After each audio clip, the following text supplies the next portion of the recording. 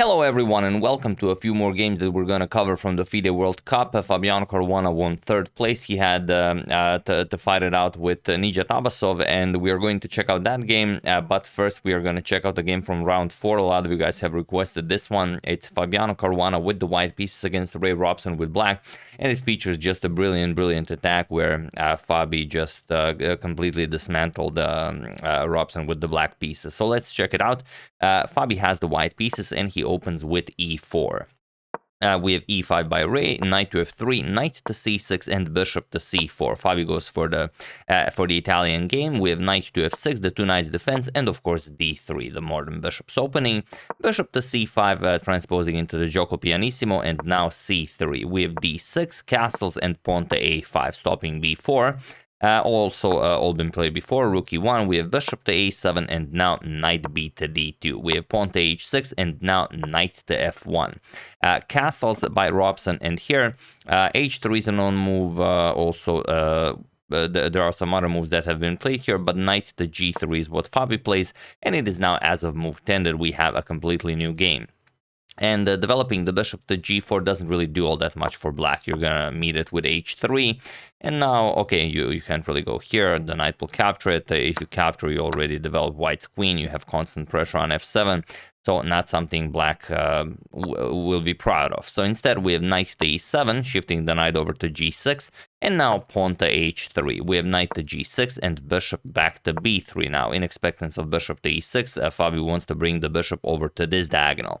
So bishop to e6, attacking the bishop, bishop to c2, and now pawn to c5, stopping d4, but not really, as white does play d4. So these are all very standard ideas. C captures on d4, C captures, and queen to b6. Now putting pressure on the d4 pawn, and also preventing Fabi from developing his dark square bishop, as the b2 pawn will be hanging. But interestingly, that is exactly what Fabi does. He plays bishop to e3, and now what do you play here? The threat, one of many, is d5, attacking the bishop and the queen on b6.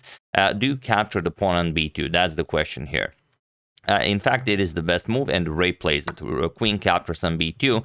But what do you think Fabi's idea was after queen captures on b2? Of course, the usual stuff is rook to b1, but he did not play that. You could play a rook to b1. Let's say queen captures on a2. You're going to capture on b7. But black plays rook f to b8, and not all that much for white. However, after queen captures on b2, Fabi played bishop to b3, so temporarily giving up a pawn. Bishop captures on b3, we have a captures on b3, and now queen to c3, preparing to get the queen all the way back. And now comes knight to f5, and here a very tricky position where the d6 pawn is hanging. So how can Robson defend it?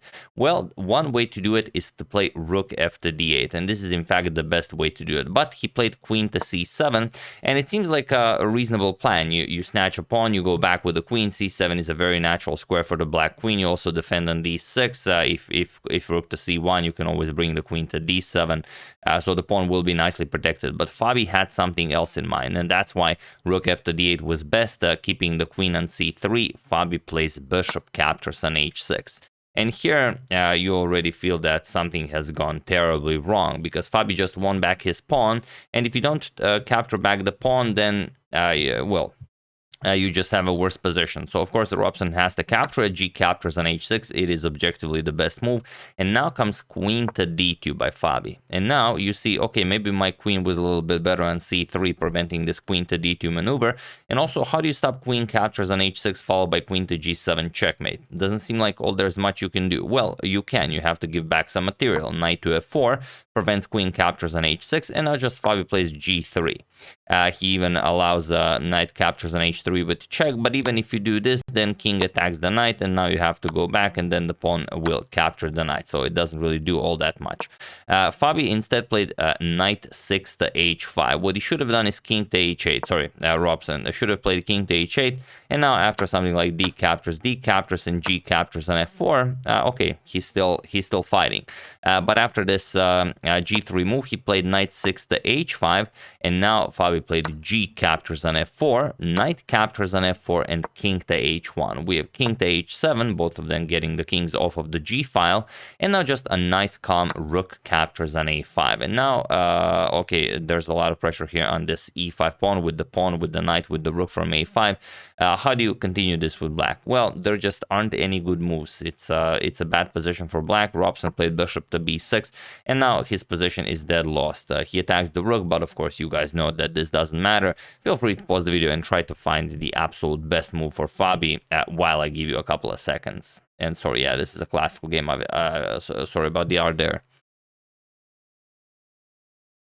So for those of you who were able to do it, congratulations on finding this, well, tricky and clean maneuver. And for those of you who just want to enjoy the show, it is d captures on e5. That's the move, and of course capturing the rook doesn't do anything, as now the knight is undefended. So just queen captures on f4, and now checkmate will occur very quickly. So you could play something like f6, maybe to control the 7th rank with the queen, but it doesn't matter. Queen captures with check, king to g8. Now e captures on d6, attacks the queen, and that's it. If you play queen f7, rook to g1 check, there are no more moves. You have to block, and then you're just gonna get checkmated. So instead, after d captures on e5, Robson said, all right, I admit it, d captures on e5, and Fabi played rook captures on e5, and he was in this position on move 27 that Fabiano Caruana won the game, or rather where Ray Robson resigned the game, as there is nothing more to be done here. The knight is no longer protected. The queen will capture the knight on the next move, and of course you cannot move the knight due to checkmate. Queen captures on h6, followed by queen to g7 checkmate.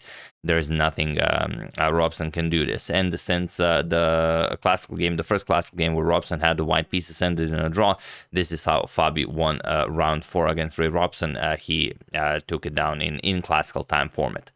So that's what happened there. Very, very excellent game by Fabi. Now we jump into the sorry about that. Now we jump into the first game of the Rapids between Fabiano Caruana and Nijat Abasov. Abasov had the white pieces here. For those of you who do not remember, as we did cover some of the games from the match Caruana Abasov, he started very poorly. Abasov absolutely demolished Fabi in the first classical game they played, and Fabi needed a win in the classical to force tiebreaks. He was able to do that, and now we are going to check out the first game of the 25-minute rapid section, where Nijat has the white pieces, and he opens with pawn to d4. So here, Nijat is coming back from a loss. Fabi just defeated him in classical time format, and now he, of course, well, would very much like for that not to happen again. So knight to f6 and bishop to g5. The Trompovsky attack by Abasov, and Fabi plays something that we've pretty much never seen here. Usually you see knight to e4, you see e6, you see d5, and you see c5. So those are pretty the top 4 moves you will see against the Trompovsky. But Fabi plays knight to c6, and I've checked the database. It's actually the 10th most popular move to play against bishop to g5. So it's very hard to say if this is actually in Nijat's opening repertoire. But okay, pawn to e3, and now pawn to e5. And imagine this, we are on move 3, and already we have a completely new game on the board. We have pawn to d5 by Nijat, chasing away the knight, knight to e7, and now he plays bishop captures on f6. So he eliminates Fabi's knight. He gives up the bishop pair, but he messes up Fabi's pawn structure. We have pawn to c4, defends the knight once again, the pawn once again, d6, and now knight to c3. We have pawn to f5. Fabi has this excellent center for getting his pawn structure all messed up, and he still has the bishop pair. We have pawn to h4 by Abasov, bishop to g7, and now even pawn to h5. Fabi castles kingside, pretty brave, as the kingside opened up like this, but obviously he knows what he's doing and he has prepared very well. Now the question is, should you play h6 here? Obviously, it's a move you play without thinking. I mean, it's so good you don't even think about playing it. And yes, the engine agrees it is the strongest move. For some reason, Nijat does not play it. He goes for bishop to d3 and now c6. Fabi just ignoring h6 like it's not the best move. And again, it's the best move in every position here. We have queen to d2 by Nijat. C captures on d5. We have C captures, and now bishop to d7. I'm trying to pronounce his name properly, Nijat, because every time you turn on subtitles, the YouTube subtitles say ninja. So I'm really trying here. You know, sorry if it's not working. Bishop, knight g to e2, and now rook to c8. We have knight to g3 by Nijat, and now pawn to e4. Attacks the bishop here, bishop to c2, and now pawn to b5. We have bishop to b3, now putting the bishop on this diagonal. Also, if the queen moves and the knight moves, the bishop on c2 will not be a target for the rook. So, okay, you could go b4 here maybe, but it would be a bit premature here. We have queen to a5 by Fabi. Rook to c1 now. If you go for, let's say you try something like knight c2 e2, you offer a queen trade because you would really love to, minimize black's pressure a little bit. The problem is just captures, and bishop captures on b2. You lose a pawn, so there's no good way to, relieve at least some pressure here. So rook to c1 by Nijat, and now pawn to h6 by Fabi. Now he said, all right, I'm out of useful moves. Now, if you play h6, it's actually going to be really bad for me. So we have castles by Nijat, and now rook to c5 by Fabi. Puts more pressure on this d5 pawn, and now we have pawn to f3.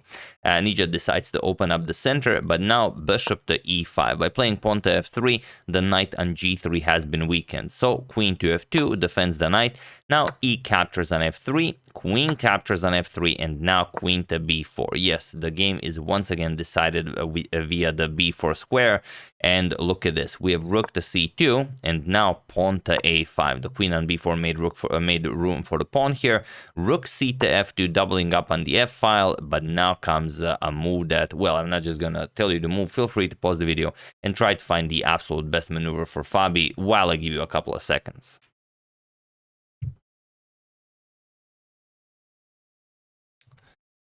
So for those of you who were able to do it, congratulations on spotting that the king side is completely demolished. And for those of you who just want to enjoy the show, it is, of course, rook captures on c3. You don't have to do it. You could also play queen to h4 right away, but this is more precise, the way Fabi did it.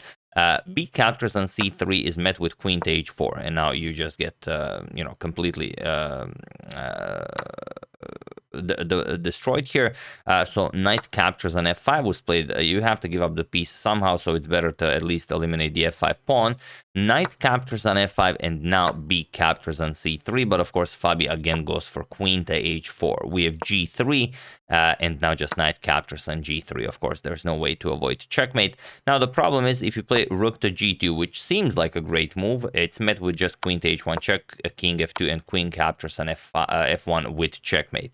So after this knight to g3 move, rook to h2 was played, attacking the queen, queen to g5, and now rook to g2. And now, of course, there is nothing you can do.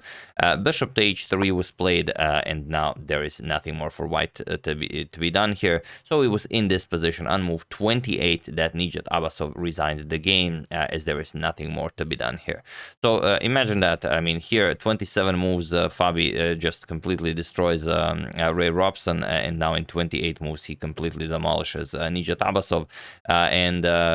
Of course, now Abasov got his chance to retaliate with the black pieces, but of course he tried a bit too aggressive, and Fabi made quick work of him. I don't have the game here, but I will show. I will just mention how many moves it took for Fabi to beat Nijat in the final game, where Nijat could have fought back a little bit.